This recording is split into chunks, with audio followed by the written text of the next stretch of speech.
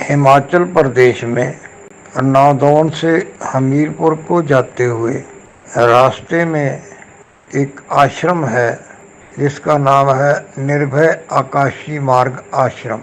और यहाँ पर जो संत हुए हैं उनका बचपन का नाम था ठाकर दास। बाद में लोग उनको महात्मा ठाकर दास भी कहने लगे, लेकिन वो अपने को कहा करते थे निर्भय, और वो परमात्मा के लिए संबोधन करते थे मौज मालिक। सो आज मैं उनके द्वारा परमेश्वर की अवतरित वाणी जो उन्होंने भजन कहे या गीत कहे के रूप में अपनी निर्भय भजन माधुरी में दर्ज किए हुए भजनों में से एक है, उसके ऊपर मैं आप जी के साथ चर्चा करने वाला हूँ। ये जो आवाज़ है, यह आवाज़ उनके परम प्रिय शिष्य जिनको हम लाला जी के नाम से जानते हैं, उनकी आवाज़ में है। बड़ी मस्ती में, मीठे स्वर में उन्होंने ये मेरे को बोल के भेजी है। मौज मालिक श्री निर्भय प्रभु महाराज जी की जय, श्री निर्भय महान शक्ति की जय, श्री निर्भय सच्चे दरबार की जय, श्री निर्भय आकाशी मार्ग की जय। महाराज जी की वाणी। धुन हरदम आ रही तुमको बुलाने के लिए, धुन हरदम आ रही तुमको बुलाने के लिए। खुदाई रहमत चल रही, खुदाई रहमत चल रही तुमको चेताने के लिए, धुन हरदम आ रही तुमको बुलाने के लिए। पर्दा है जो अज्ञान का इसको हटाने के लिए, पर्दा है जो अज्ञान का इसको हटाने के लिए।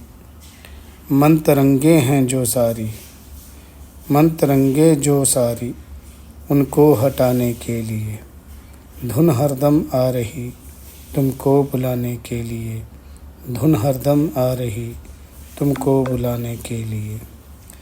नफश को तुम कैद कर लो, नफश को तुम कैद कर लो घर जाने के लिए।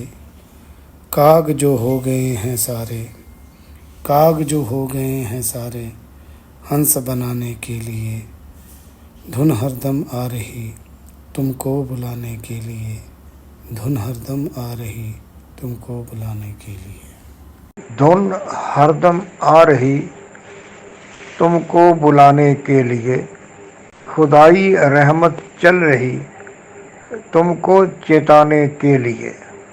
ये जो धुन है, जिसको संतों ने धुनात्मक शब्द कहा है, जिसको संतों ने अनहद नाद कहा है, सत्य नाम कहा है, राम नाम कहा है, ये परमेश्वर के धुर दरबार से आती है।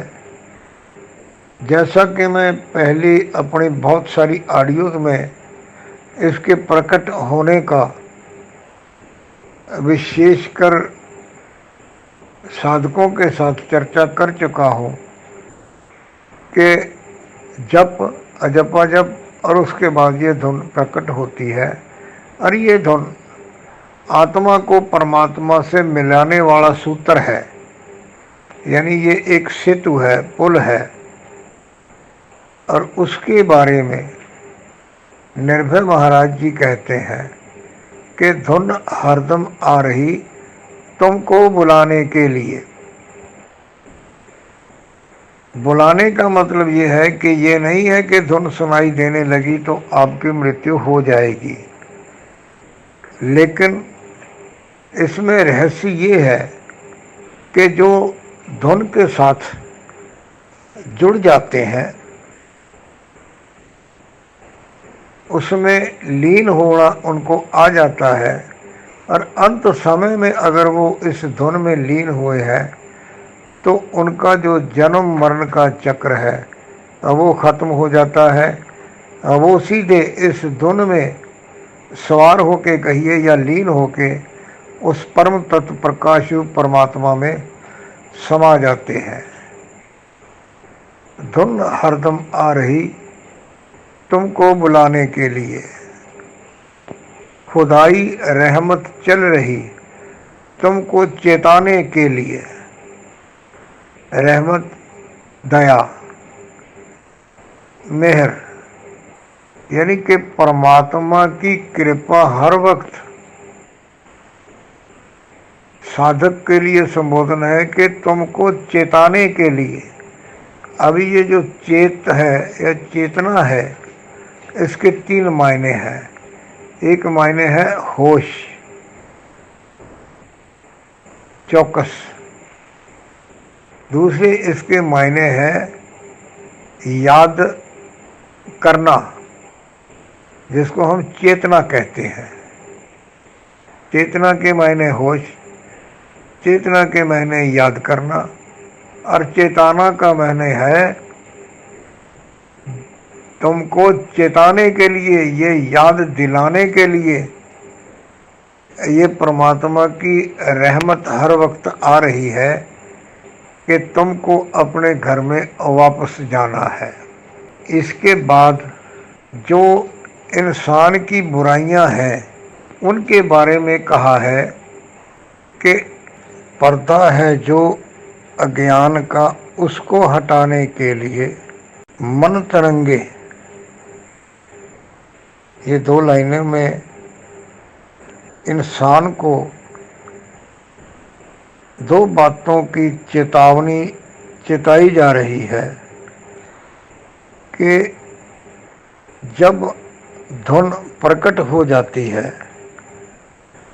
तो इंसान के अंतर में परमात्मा को जानने की जिज्ञासा पैदा हो जाती है, और वो किसी संत महात्मा की तलाश में निकलता है, और उससे जो उसको ज्ञान मिलता है, वो जो उसके अंतर में अज्ञान भरा हुआ है, वो अज्ञानता को दूर करके जो संत महात्मा है उसकी जो मन तरंगे